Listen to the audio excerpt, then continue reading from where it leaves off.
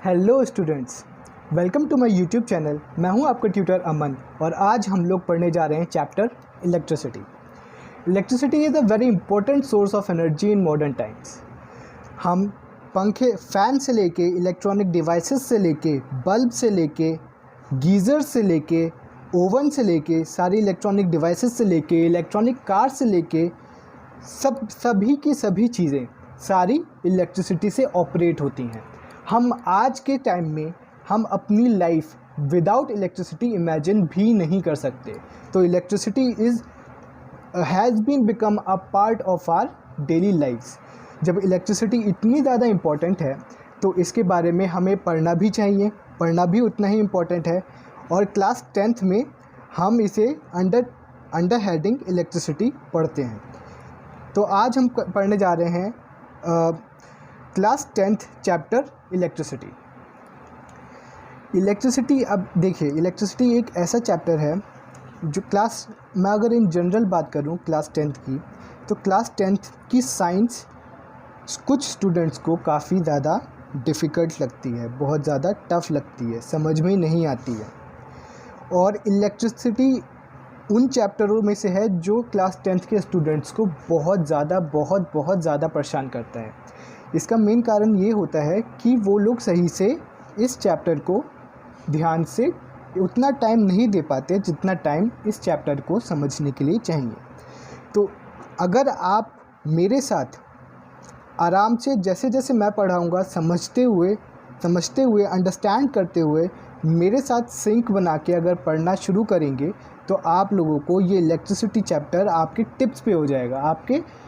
आपके लिए ये इलेक्ट्रिसिटी चैप्टर बहुत ही आसान हो जाएगा। और आप इसका कोई भी क्वेश्चन, अब चाहे वो कॉम्पिटिटिव एग्ज़ाम में आए, चाहे वो CBSE या ICSE आपके बोर्ड एग्ज़ाम्स में आए, कोई भी क्वेश्चन इस चैप्टर से रिलेटेड आप सॉल्व कर सकते हैं अगर आप मेरे अकॉर्डिंग जैसे जैसे मैं पढ़ाता हूँ वैसे आप उसे समझ के पढ़ेंगे। मैं अपनी तरफ से पूरी कोशिश करूँगा कि मैं आपको बहुत अच्छी तरीके से पढ़ाऊँ और आप इस इलेक्ट्रिसिटी चैप्टर्स के सारे एस्पेक्ट कवर करूँ, चाहे वो कॉम्पिटिटिव एग्ज़ाम से रिलेटेड हो, चाहे वो आपके बोर्ड से रिलेटेड हो। और आपके लिए ये इलेक्ट्रिसिटी चैप्टर जो बहुत लोगों के लिए बहुत नाइटमेयर होता है, वो चीज़ मैं ख़त्म कर दूँ, इस इलेक्ट्रिसिटी चैप्टर के डर को आपके मन से निकाल दूं और इलेक्ट्रिसिटी चैप्टर आपके लिए आसान बना दूं। अगर आप इस समय साइंस को बहुत अच्छी तरीके से क्लास 10th में पढ़ेंगे तो आगे जाके आपको 11th में, 12th में और उसके आगे भी आपको कभी कोई परेशानी नहीं होगी, क्योंकि क्लास 10th ही ऐसा क्लास है जहाँ पे आपको अपने बेसिक कॉन्सेप्ट्स बहुत अच्छे से क्लियर करने होते हैं। और अगर आपका एक बार यहाँ पे इंटरेस्ट, आपने थोड़ी सी मेहनत करके आपने अपना साइंस में इंटरेस्ट डेवलप कर लिया तो आगे जाके आपको साइंस बहुत ही ईजी लगेगी और आपको साइंस में मज़ा आने लगेगा, आपको साइंस स्टडी करने में बहुत ज़्यादा मज़ा आने लगेगा। तो इसी के साथ हम शुरू करते हैं। ये है आज की इंट्रोडक्टरी वीडियो। इसमें मैं सिर्फ आपको इलेक्ट्रिसिटी चैप्टर का इंट्रोडक्शन देने वाला हूँ कि मैं इस चैप्टर में आपको क्या क्या पढ़ाने वाला हूँ और कैसे कैसे मेरी स्ट्रैटेजी रहेगी ताकि आप लोग अच्छे से पढ़ सकें। देखिए, इलेक्ट्रिसिटी एक बहुत बड़ा चैप्टर है, इसे एक बार में नहीं मैं पढ़ा सकता और ना ही आप एक बार में पढ़ सकते हैं। ये बहुत ज़्यादा बड़ा चैप्टर है। तो मैंने क्या सोचा कि इलेक्ट्रिसिटी चैप्टर को मैंने कुछ सब टॉपिक्स में डिवाइड कर दिया है और मैंने उन सब टॉपिक्स को पर्टिकुलर लेक्चर में पढ़ाऊँगा। जैसे कि मैंने मान लीजिए इलेक्ट्रिसिटी चैप्टर के लिए 12 लेक्चर्स तैयार किए हैं और हर लेक्चर में एक मैं पर्टिकुलर टॉपिक पढ़ाऊँगा। जैसे ये आज की इंट्रोडक्टरी वीडियो है, इसमें आपको मैं बताने वाला हूँ कि मैं कैसे कैसे इलेक्ट्रिसिटी चैप्टर को आपके सामने पढ़ाऊँगा। मैं सबसे पहले जो पहला लेक्चर लूँगा उसमें मैं आपको इलेक्ट्रिक चार्ज के बारे में बताऊँगा, जो कि बताना बहुत ज़रूरी है। इसमें मैंने आपको थोड़ा सा हिंट भी दे दिया है कि मैं क्या क्या चीज़ें आपको बताने वाला हूँ। मैं इसमें आपको इलेक्ट्रिक चार्ज के बेसिक्स के बारे में बताऊँगा कि इलेक्ट्रिक चार्ज का मैग्नीट्यूड क्या होता है, इलेक्ट्रिक चार्ज की डेफिनीशन क्या होती है और इलेक्ट्रिक चार्ज की प्रॉपर्टीज़ क्या होती हैं। मैं आपको थोड़ा सा इलेक्ट्रिक फोर्स के बारे में भी बताऊंगा और आपको मैं इलेक्ट्रिक फील्ड के बारे में भी बताऊंगा, और इन दोनों के बारे में जानना भी आपको बहुत ज़्यादा ज़रूरी है। ध्यान रखिए, मैं आपको फ्रॉम 0 to 100 लेके जाऊंगा। मैं आपको बिल्कुल बेसिक से पढ़ाऊंगा और बहुत ऊंचे लेवल तक आपको लेके जाऊंगा, जिससे आपको बेसिक से बिल्कुल बेसिक्स भी आपके क्लियर हो जाएंगे और एडवांस लेवल का भी आप क्वेश्चंस को सॉल्व कर पाएंगे। ये ना सिर्फ आपके यूपी बोर्ड में, यूपी बोर्ड हुआ या सीबीएसई बोर्ड हुआ या आईसीएसई बोर्ड के एग्ज़ाम्स में बहुत अच्छे मार्क्स लाने में मदद करेगा, बल्कि आपको कॉम्पिटिटिव एग्ज़ाम्स भी क्रैक करने में बहुत ज़्यादा मदद करेगा। आप 10th के बाद भी बहुत सारे कॉम्पिटिटिव एग्ज़ाम्स देते हैं, तो अगर आपने ये चैप्टर्स बहुत अच्छे से पढ़ लिए तो आपके कॉम्पिटिटिव एग्ज़ाम्स भी बहुत स्ट्रॉन्ग उनका बेस हो जाता है कॉम्पिटिटिव एग्ज़ाम्स के लिए आपका। तो ये चैप्टर आपको पढ़ने के लिए बहुत ज़रूरी है, बोर्ड्स के एक्सपेक्ट से भी और कॉम्पिटिटिव एग्ज़ाम्स के एक्सपेक्ट से भी। तो पहले लेक्चर में मैं आपको इलेक्ट्रिक चार्ज बताऊंगा। सेकंड लेक्चर जो मैं सेकंड वीडियो डालूंगा, इसकी सेकंड लेक्चर की वीडियो डालूंगा, उसमें मैं आपको इलेक्ट्रिक पोटेंशियल और पोटेंशियल डिफरेंस के बारे में बताऊंगा। मैं इन दोनों के बेसिक डेफिनीशन बताऊंगा, क्या होता है और क्या कहते हैं, इसकी डेफिनीशन क्या होती है, उसकी डेफिनीशन को समझाऊंगा।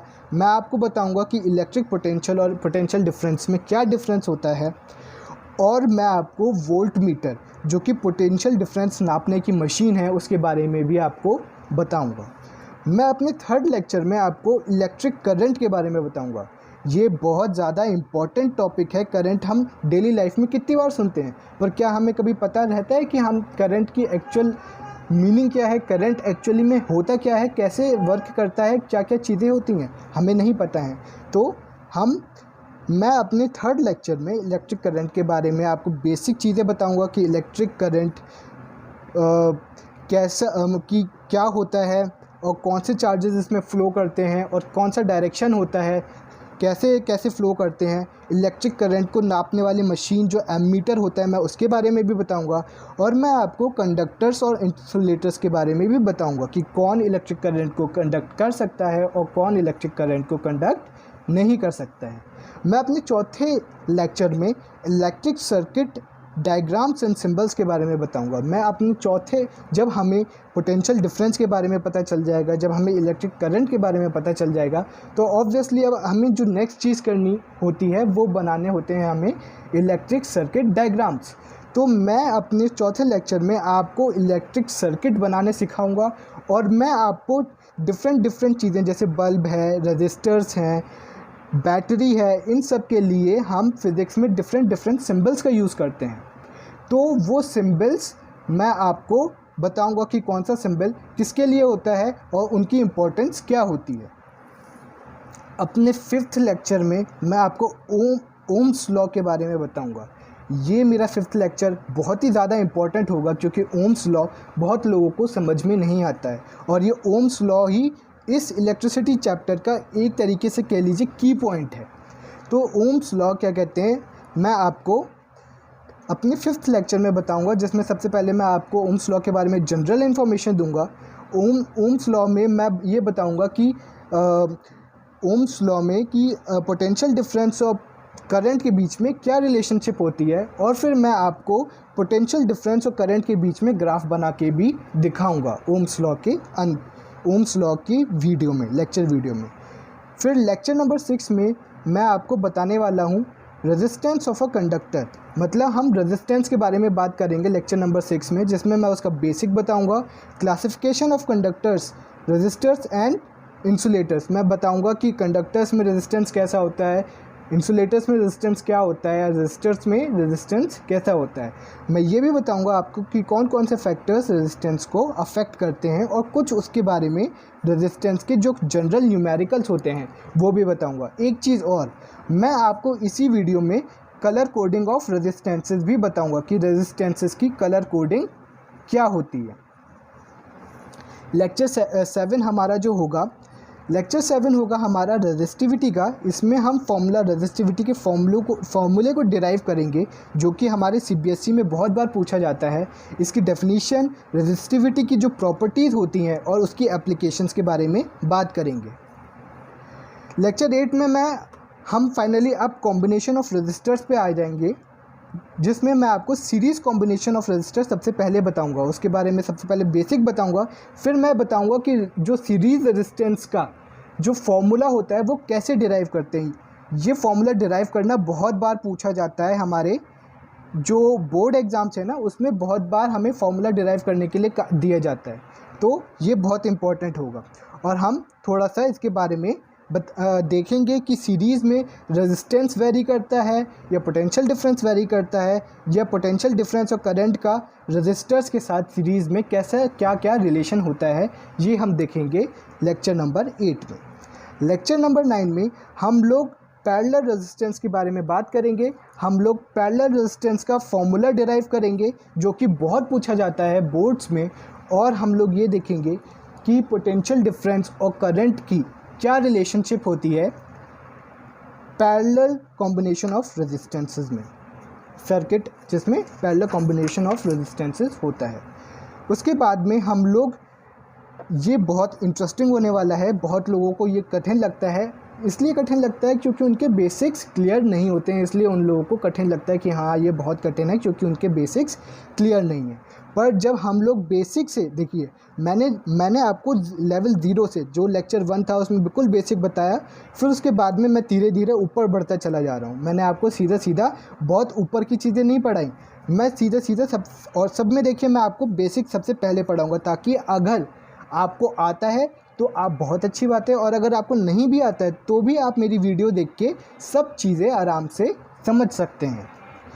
अब हम कॉम्बिनेशन ऑफ रेजिस्टेंसेस मतलब सीरीज़ और पैरेलल रेजिस्टर्स को मिला के जो सर्किट बनता है, हम उसके बारे में बात करेंगे। उसके लिए उसमें करंट और पोटेंशियल डिफरेंस कैसे वेरी करते हैं, हम उसके बारे में भी बात करेंगे, और 1-2 सैम्पल प्रॉब्लम्स के बारे में भी हम बात करेंगे। लेक्चर 11 में मैं आपकी जो जनरली जितने भी बेसिक क्वेश्चंस होते हैं, हमें इलेक्ट्रिसिटी चैप्टर में बहुत सारे न्यूमेरिकल्स देखने को मिलेंगे। बहुत सारे न्यूमेरिकल्स होते हैं इलेक्ट्रिसिटी चैप्टर में और बहुत इंटरेस्टिंग भी होते हैं, पर आपको उनका बेसिक या क्वेश्चन क्या पूछ रहा है या कैसे क्वेश्चन को करना है ये करना आना चाहिए। तो आपको मैं लेक्चर नंबर 11 में ये बताऊंगा कि आप इलेक्ट्रिसिटी के जो बेसिक क्वेश्चंस हैं वो कैसे करें। तो इसमें मैं आपको सारे ऑलमोस्ट मैं जितने भी क्वेश्चंस आपको सॉल्व करके दिखाऊंगा या जितने भी क्वेश्चंस आपको सॉल्व करवाऊंगा लेक्चर नंबर 11 में, उससे मैं आपको श्योरिटी देता हूं कि आपकी 80 to 90% जितने भी क्वेश्चंस आपके सामने आएंगे वो आप आराम से निकाल लेंगे। और लेक्चर नंबर 12 होगा हमारा हाई ऑर्डर थिंकिंग स्किल्स वाला, एडवांस क्वेश्चंस जो होते हैं हमारे इलेक्ट्रिसिटी चैप्टर से रिलेटेड। ये जो लेक्चर नंबर 12 होगा वो लेक्चर होगा जो हमारे जैसे बोर्ड में कुछ ऐसे क्वेश्चंस होते हैं जो कि टॉपर डिसाइड करते हैं, जो कि ये डिसाइड करते हैं कि कौन टॉप करेगा और कौन सेकंड आ जाएगा। तो ऐसे क्वेश्चंस के बारे में मैं आपको बताऊंगा लेक्चर नंबर 12 में। ये बहुत ही अच्छे तरीके के क्वेश्चंस होंगे, बहुत ही इंटरेस्टिंग क्वेश्चंस होंगे, और मैं उन्हें चुटकियों में मैं आपको ऐसे कॉन्सेप्ट बताऊंगा कि आप उन्हें चुटकियों में सॉल्व कर पाएंगे। और ऐसे क्वेश्चंस कॉम्पिटिशन्स में भी पूछे जाते हैं। तो अगर मान लीजिए 10th के बाद कोई भी एंट्रेंस एग्ज़ाम देने जा रहे हैं, कोई भी कॉम्पिटिटिव एग्ज़ाम देने जा रहे हैं, तो ऐसे क्वेश्चंस वहाँ पे भी पूछे जाते हैं। तो वहाँ पे भी तो मेरी ये वाली वीडियो आपको उस चीज़ में भी हेल्प करेगी। उसके बाद तो चलिए अब मैं अपनी नेक्स्ट वीडियो में आपको लेक्चर नंबर 1 इलेक्ट्रिक चार्ज पढ़ाना शुरू करने वाला हूँ। Stay tuned. और अगर आपको मेरे से और ज़्यादा अच्छे से पढ़ना है और क्लास 10th में अच्छा परफॉर्म करना है, और अगर मेरा पढ़ाना आपको अच्छा लग रहा है, मेरा पढ़ाना आपको समझ में आ रहा है, तो प्लीज़ इस चैनल को लाइक करिए और इसे सब्सक्राइब करिए, और ज़्यादा से ज़्यादा ये वीडियोस को देखिए।